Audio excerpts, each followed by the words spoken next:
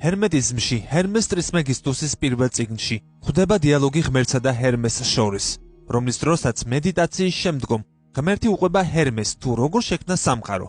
სამყარო დაიწყო მისით, როგორც ღმერთით, როგორც ნების გამოვლენა, რამაც საწყისი მატერია და კოსმოსი შექმნა.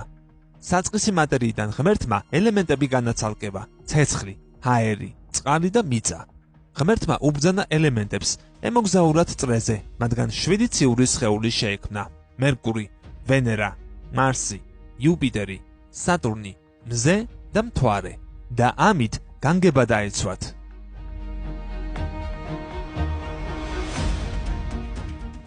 სამყარო მიწისა და წყლის გამოყოფით შეიქმნა, დასახლა სულიერი არსებებით.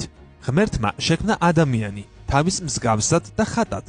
შეუყვარდა ადამიანს ბუნება, რომელიც დაინახა. გახდა ის ბუნების ნაწილი და ბუნება კი გახდა კაცის ნაწილი. შეერწყნენ. გახდა ადამიანი მოკვდავი მისი სხეულით და უკვდავი მისი სულით. აი ასეთ ხატოვან ისტორიას გვთავაზობს ჰერმეტიზმი სამყაროსა და ადამიანის შექმნის შესახებ, რაც ფაქტობრივად საერთოა სხვა რელიგიებთანაც.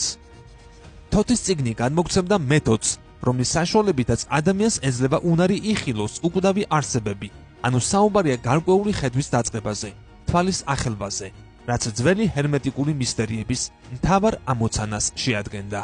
ეს არის ერთგვარი მეცნიერება, ან ზოგის აზრით ფსევდომეცნიერება, ან კიდევ რელიგია და შესაბამისად მისი სწავლება და ცოდნა გაცილებით ფართოა, ვიდრე მის შესახებ მოკლე, ზოგადი ვიდეოს მოცულობა. გამოიწერე კოდის YouTube არხი, რომ მეტი სტიმული გქონდეს შევქმნათ არაერთი საინტერესო ვიდეო და ვიმოგზაუროთ მეცნიერებისა თუ მისტერიების სამყაროში. გამოიწერე ჩვენი YouTube არხი. ლინკი ჩაშენებულია მთავარ გვერდზე YouTube-ის სიმბოლო აიკონში. ნახე ეს ვიდეო სრულად და უყურე ახალ რელიზებს. დაგვიჭირე მხარი.